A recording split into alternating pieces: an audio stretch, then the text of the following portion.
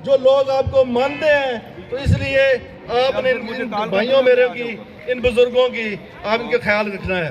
जिस तरह सर सुरखाब साहब ने बताया आपको कि यहाँ पे इनकी कुल कायनात जो होती है ये फ्लैट होती है इस्लामाबाद में, तो जो लोग जिनकी 2 से 3-4 साल इनकी सर्विस रहती है उनके लिए खुदा रहा फ़ौरन से पहले बंदोबस्त करें ताकि ये उनके बच्चे यहाँ पे नौकरी उनको मिले और ये अपना ये घर अपना उसके ट्रांसफ़र हो।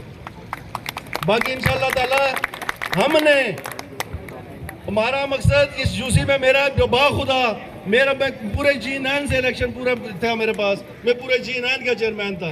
मेरी यूसी कम हो गई, मैं सिर्फ और सिर्फ इसलिए इलेक्शन लड़ रहा हूँ कि आप यहाँ से अंजम वकील खान साहब जीते हैं ताकि इन लोगों के मसाइल हल हों। एक बंदा कराची से उठ के आके यहाँ आपकी क्या खिदमत करेगा?